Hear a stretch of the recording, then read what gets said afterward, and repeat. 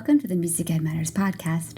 I'm your host, Dr. Emily Williams Birch, and this episode, the final episode of 2022, features just me, but I have a little something special for you. It's kind of like a Christmas present and a New Year's treat all at the same time. In today's episode, I'm going to read to you from our book, The Business of Choir, and I'm going to read to you the introduction and a little bit of the Section 1 introduction. Alex Gardner and I wrote a book. It was published this past June by GIA, and it's called The Business of Choir.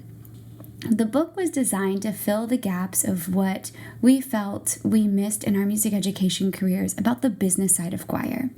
We designed it into 3 sections, mostly because I teach 3 music ed classes, and I wanted to be able to split it up into those 3 courses. The first is about how do you build your people, and then how do you build your facilities, and then how do you measure it all? And it all kind of culminates with this one red thread, kind of like those old Band-Aids, where if you can't communicate value, you have nowhere to go. So we start with value throughout the whole thing. And that's why I was just inspired to read to you today, because as we're wrapping up the year and looking at the year ahead, how are we communicating our value as musicians, as singers, as instrumentalists, as teachers, as choir directors, as community members, as contributors to society, as life changers? How are we communicating that value? What stories are we telling? And what things are we going to be able to accomplish in 2023? Because every choir has a story worth sharing. Before I dive into reading, I also want to tell you that this is us practicing for our audiobook. That's right. Alex and I are going to be recording an audio version of The Business of Choir.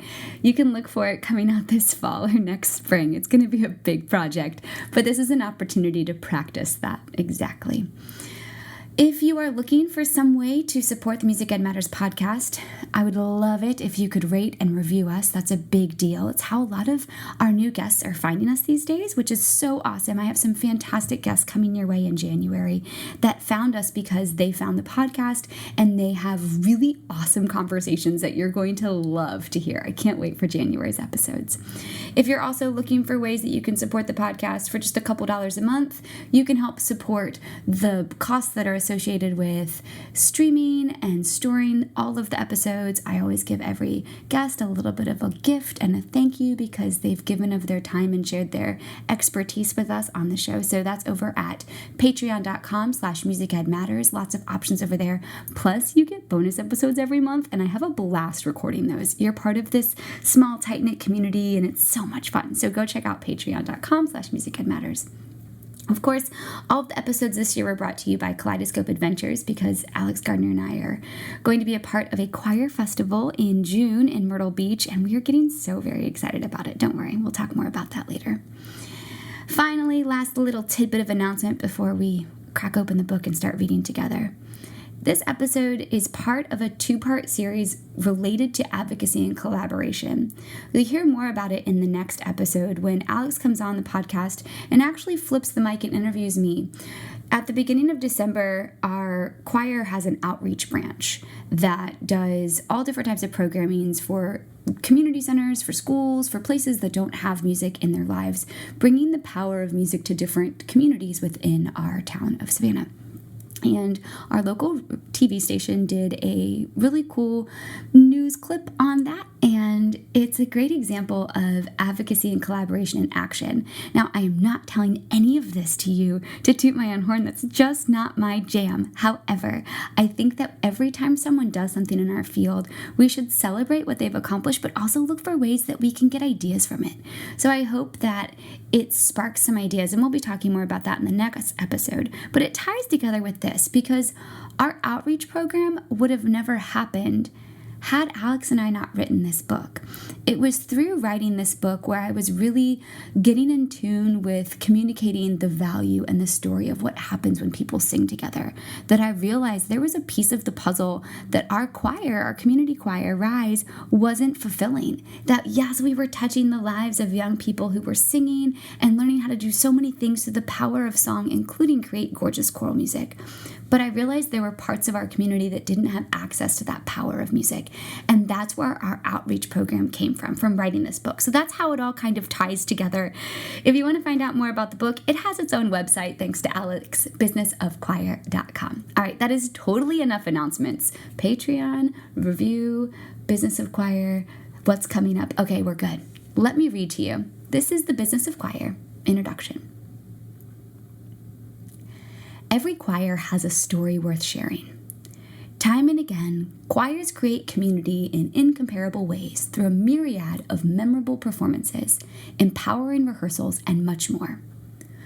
The choral experience is indeed unique, and as choral professionals, we are fine-tuned to recognize its value, importance, and impact on our own lives and the lives of our singers.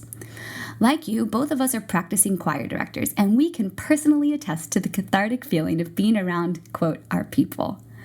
Gathering with local music teachers, sharing a phone call with a colleague, or connecting with an entire conference's worth of choral professionals can feel life-giving. Here, you don't have to explain your job to people.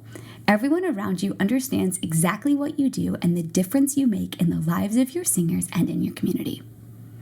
But what about those who've never been in a choir or who don't consider themselves musical? How do we communicate the magnitude of what our choral communities create to those who have never set foot in a music classroom? Unfortunately, our organizations and communities are not solely comprised of choral singers or even musical aficionados. When at home, our success relies on a diverse array of supporters.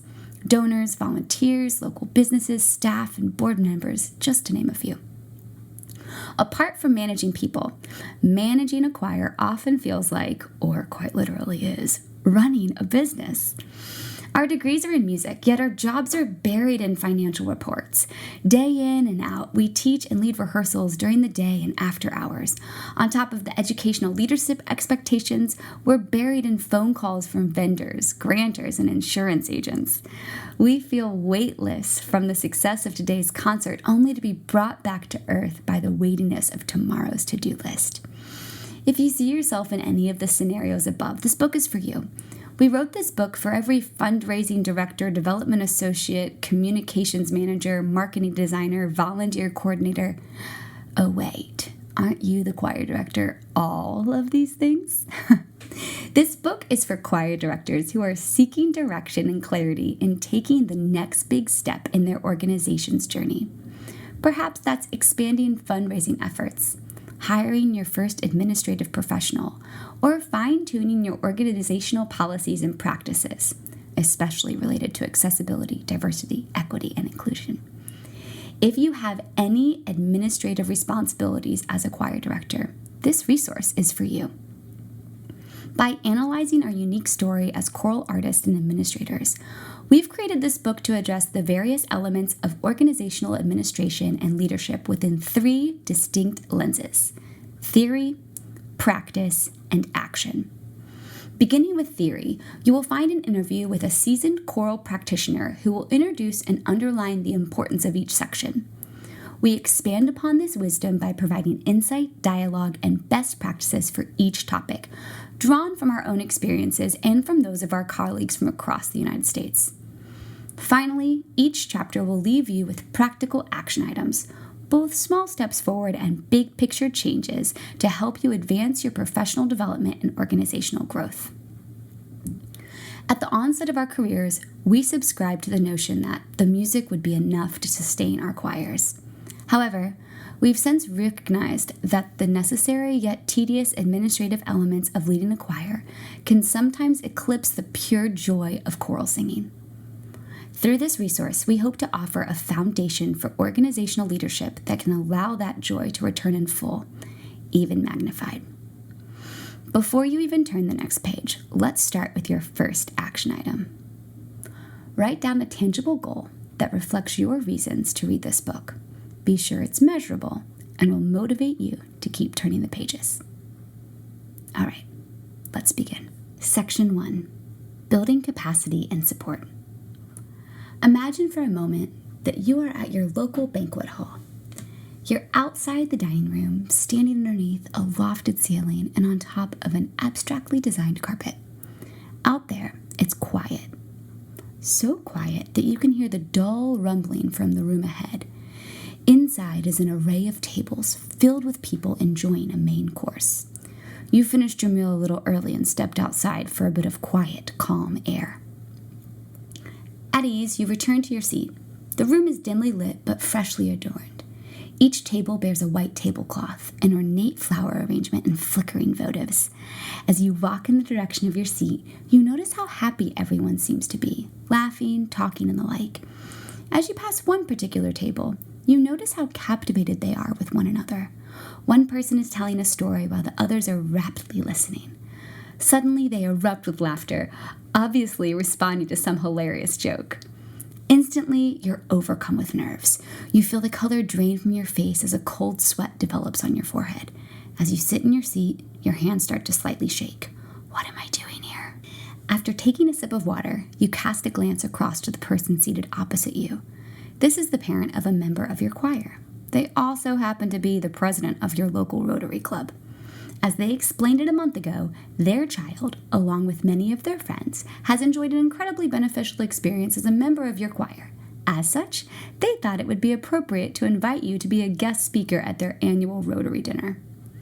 At the time, you were elated with the invitation. What a great opportunity to talk about your choir and the impact of choral singing in general. But looking around the room, you don't recognize any familiar faces. There are no fellow music teachers, no school administrators, no frequenters of your concerts. The only two people that you recognize are seated at your table: the parent who asked you to speak and their spouse. Why on earth did I accept this invitation? Because you did your research.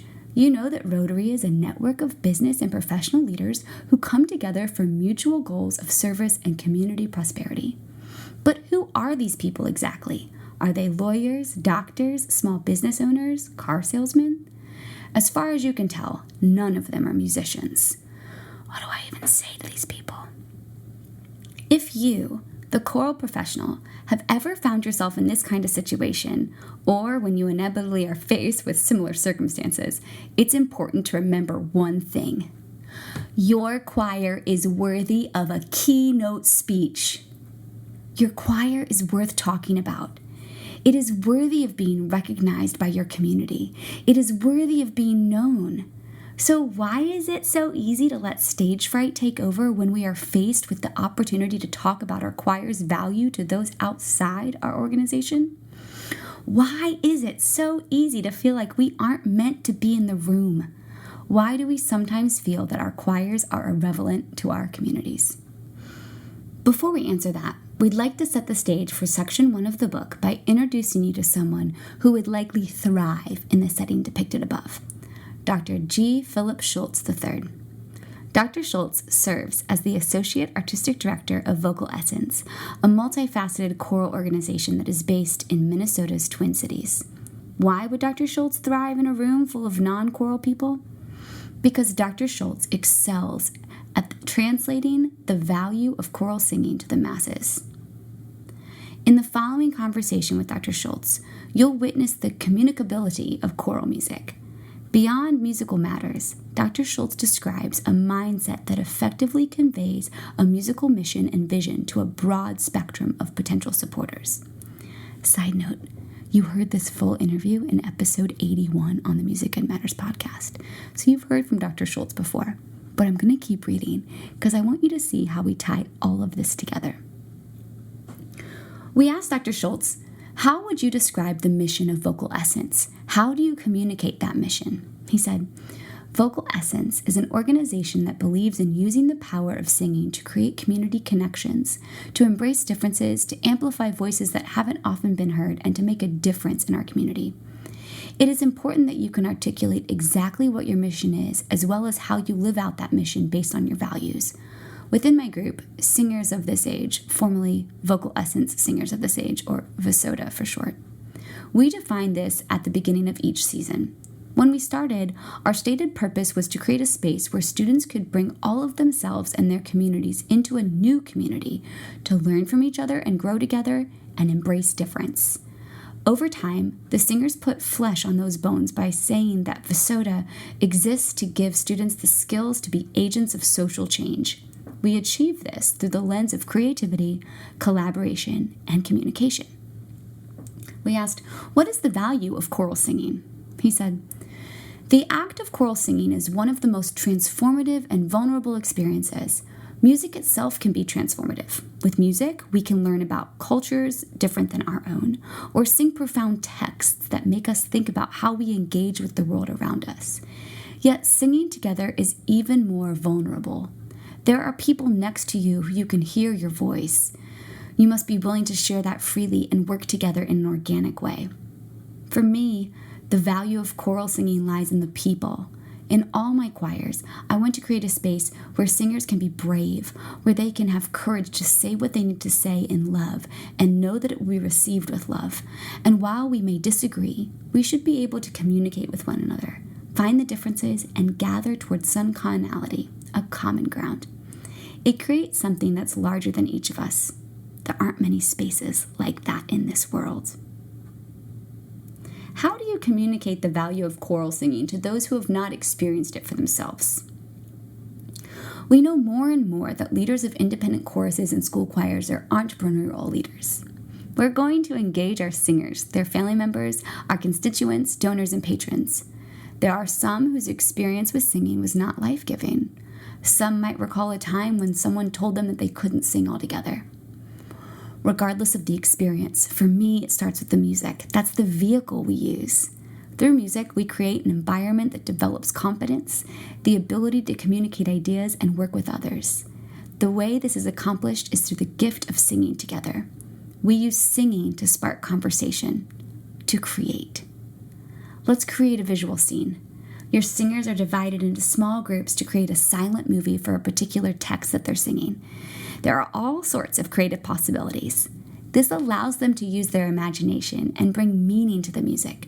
None of this can happen without an environment where they can be listened to, accepted, and received for who they truly are. Choral singing creates an environment for possibilities. I have found that this idea lands well with people who are not musical. With an environment where anything is possible, you can create a connection that translates to other parts of their lives. This idea is, quote, sticky. It speaks to everyone. At this point, we continue to talk to Dr. Schultz for quite some time. And I'm going to jump ahead to the final question. What does it mean to engage with the why, especially as it relates to the value of choral music? He said, as humans, we are always changing. Choral music, like many things, is meant to evolve, ebb and flow, and embrace the expansiveness of possibilities. When you're living into your truth, it means that you're living into possibility. People today like to use the word innovate. While that's great, you can't innovate if you aren't letting yourself conceive of what's possible. As you read this book and this interview, you have to be able to envision things outside of what you've already seen and give yourself the space to do it. When we consider that these possibilities can be reality, new things will emerge and our art form will be enlarged, as will its impact on our singers and audiences. It does not take away from everything that came before. We will still love Beethoven and Mozart among many others. All of that music has its place, but we need to enlarge the possibilities. As Dr. Schultz said, there is power in engaging with the why. He shared that sentiment from the perspective of someone sitting in the audience asking themselves why something sounds, looks, or seems a certain way. Engaging with the why goes beyond the concert hall. For choral music, our why is a combination of our singers, our teaching, our audience, and so much more. Engaging with our why opens a world of possibilities for choirs. We'll start in Chapter 1 by exploring the concept of value and how we can communicate it both within and outside of our organizations. If communicated effectively, value can build a solid case for increased support for your choir. This concept will be expressly explored through the lens of fundraising in Chapter 2. As Dr. Schultz reminds us time and again, value must be authentic. This is particularly important when it comes to conversations about diversity, equity, inclusivity, and accessibility. In Chapter 3, we will explore these concepts even further with the expertise of Dr. Marshawn Hyman, a choral conductor and founder of the True Change Alliance, a group committed to building leaders who champion diversity and build anti-racist organizational structures. What might you learn from this section? As the title suggests, it will help answer the question of how to build capacity and support for your choir. To begin, you must first be comfortable with holding up a mirror to your organization, asking some tough questions, and be willing to do the work. Let's get started. I hope you have enjoyed this little snippet of an audiobook from The Business of Choir, a choral leader's guide for organizational growth by myself and Mr. Alex Gardner. You can find out more at thebusinessofchoir.com.